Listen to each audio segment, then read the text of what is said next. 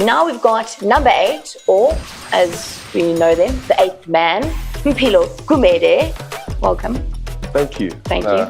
Nice to be here. Nice to have you here. Thank you. Because I'm not going to lie, it seems 8th man has got a lot of flack this season. I'm not sure why. Your teammates are being shady towards the 8th man. Why do you think that is? I don't know. Maybe it's just we're just in between backs and forwards, and then we just there hanging around. I think that's a direct quote from one of your teammates. We're just hanging around there. This is 1 to 15, made just for you by Bright Rock. We've teamed up with Vodacom Bulls to bring you all the details on what exactly rugby players do.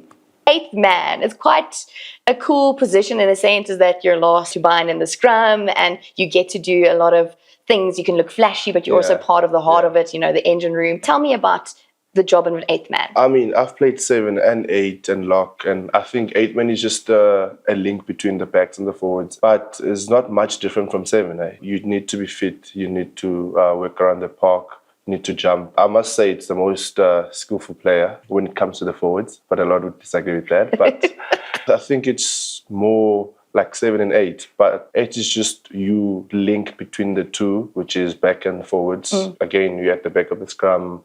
Most of the line out, you're outside, you're playing with the backs. So if you can just get that combination of physicality, being fit, working around the park, and also getting the link between the backs and the forwards and the skill set, you need a lot of that. In a scrum, I mean, it seems obvious, but can you tell us where the 8th man is in the scrum? Oh, so the 8 is right at the back of the scrum. Okay. So your job there is obviously, first priority there is to scrum. Make sure the scrum is stable. And then from there, you just need to control the ball from the back. Sometimes you're the link to 9 to play. Sometimes you need to pick up and play. But basically, you're at the back of the scrum controlling the ball. And if you're on a defensive position and not the attacking scrum, if that makes sense? Same thing, you're at the back. So again, you link with the backs when it's defensively. So you need to connect with your 9 and 10 and fill the gaps.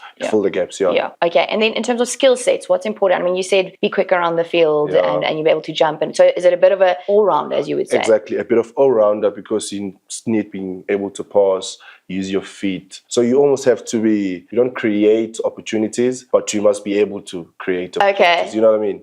You need to use your feet, good... Yes, so everything. So why giving you pressure, hey? Like, you have to be everywhere. Exactly. And you must be fit as well. Yeah. I mean, fit, strong, skill set to do a bit of everything. In the scrum, when you link, because you go down, you always see the 8th man looking around before you bind, right? True. What's the thought process there? What are you doing there? Obviously, you need to check where you're going to attack. I mean, because you're the last, you're the last one. Sometimes if there's pressure on the scrum, you need to pick up and go. Whether we have a place on set or if we're under pressure, you need to pick up and go. Almost before the scrum, you must check where you can go, where's the space. You speak to your wing, stay alert. You speak to your 9. Almost check where I can go. Yeah. Or if on the defensive side, you must check, okay, maybe the 8 can pick up this side, you need to link, or the 9 will play on the other side, you need to link with your 9 or your 10. You can't just scrum and stay there. You need to scrum and get out and be aware. And You are the last member of the loose trio. Explain that to me. Firstly, the term loose trio, for those that don't know, what is the loose trio and what is the work you do together? Loose trio is just the 3 positions, so it's 6, 7 and 8. So they're the loosest on the scrum almost, right? That's why you loose. No one is binding on you, so you're binding on them. So you're the loose trio, you loose. So 6 is mostly the guy, your fetcher. 7 is the dominant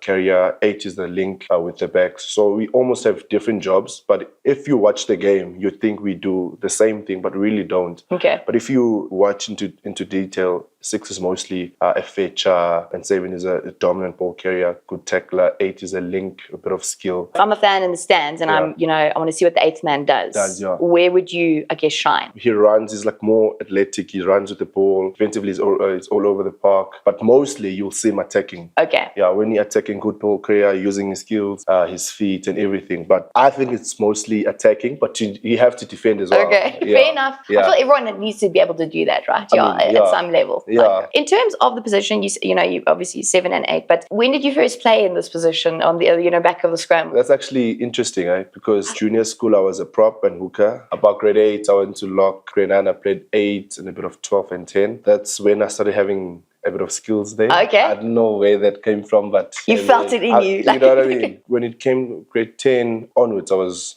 8-7. And I did play lock, like I said. So my first Scrum week year, I played lock, and SS schools, I played lock. Yeah. And is there, I guess this is a cliche question, but like any you prefer? Obviously, it feels like you're thriving in the loose trio, but would you ever want to merge back to lock? I don't think so. Okay. But I mean, wherever the team needs me, I don't mind. But I'd probably prefer 8 or 7. Now, the 8th man is obviously a huge supportive role. That's what I'm getting from this. So in life, who's been some of your biggest supporters and who's supported you through all of this? To be honest, it's my family. My mom and my dad. I think throughout my junior school, high school, it's just always been them. Now in the professional world, it's my fiance. Congratulations. Thank you. So she's been really helpful in my rugby career as well. So yeah, I think shout out to her, definitely. But I also want to give a shout out to S&C coach today, Andre, from the Vodacom Bulls, because I want to know all these positions, how does it affect you now? Andre, Mpilo said now he's played in multiple positions at key points, I guess, in a young player's life, but now he's in the loose trio. Does that have any effect on the fundamentals when they come to you? The more positions you play as a youngster, the better skill set you develop. And I think that's where Mpilo is quite good at the moment. He's got very good hands, he can step, he can run, and his ability to do repeat efforts is quite good. And in terms of being in the 8th man position, how much different is that to when he plays 7? 8th man for me is probably the total athlete, because they got to be able to jump in the lineouts, they got to ruck, they got to maul, they got to run like a backline player, and they're the link between the forwards and the backs. So where Mpilo is lucky is he's big and tall and he's strong, so he can play 7, he can bash, he can get over the advantage line.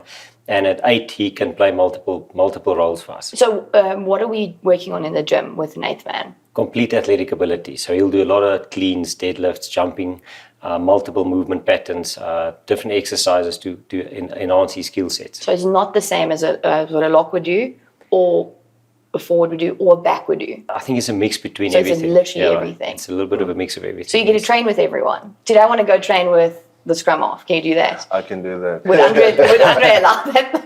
I don't know if he's going to allow that. I will, for you, I'll allow it. Nice. Anything specifically that makes him good in his position? His skill set, maybe? You said he's got obviously multiple skills given all the positions, but anything else? I think 2 things stand out. He's very skillful, he's explosive. With that, he's very aggressive, which you not always see at 8th man, but he's really aggressive player, getting us over the advantage line. He's very good with that. But explosiveness, what do you train anything on your own, or what is that program looking like? Obviously, having Andre with us helps us a lot. So he gives me good program for me to keep myself explosive and active all the time. So yeah, and also to prevent injuries and stuff. Explosive, I want you to explain that. For him, we'll do a thing like a hang clean and then into a broad jump with elastic band. So we'll attach elastic band around his waist, and then he's got to jump as far forward as he can, do 2 or 3 jumps. And then he does that repeatedly so that he can get better at it. Anything else in terms of, I mean, you say it's a complete athlete in 8th man. It's always nice to watch when they're in full flight, specifically. I just think of Pierre Spies when I'm here at Loftus. I mean, I don't know if that's one of your... Yeah, it definitely is. I mean, one of the best 8-mans I've watched. Yeah, I'm lucky. I helped Pierre at the latter stage of his career, and he was a phenomenal athlete. Normal, or was it almost like a once in a generation? He was a freak. Oh, He's really? really good. He was powerful, strong, lean, muscular. He had speed. He could run. He was fantastic. Well, I guess what can they take now from someone like that? Work ethic. Okay. Pierre was one of the fittest, hardest workers that I've ever worked with. So that's hard work, eh? He was definitely a complete athlete. Complete athlete, courtesy of Andre, hopefully. Thank you. Let's play the bounce. I've got 3 very random questions for you. Have you ever owned or written in a journal or a diary? No, I have. Really? Yeah. If you were given the chance to listen to a singer or a band for the rest of your life, who would it be? I think it would be Java. Okay. Yeah, I think his music speaks. Okay, so you can go with that for the whole life? Yeah, I think I'll go with him for my whole life. On that note, have you ever thought of starting a band called the Lucy's? No, I think I've hidden talent, eh? What is that? Singing. So you would listen to yourself? Okay, so I'm not too sure, but so if you have a band of the Lucy's, who obviously you have to have, in terms of the loose forwards you currently know, who would be in your band? Okay, obviously I'll be leading. I would have Nizam, definitely Nizam. What would he be doing? Instrument, we'll be doing something. Okay. Marco, he'll be singing with me. Okay, the band manager, who would that be? I'd back Cameron. His band manager? Yeah. All right, so there we go, ladies and gentlemen, the Lucy's. Thank you. This is Mpilo Gumede, the 8th man from the Lucy's. Thank you so much. Dankie baie.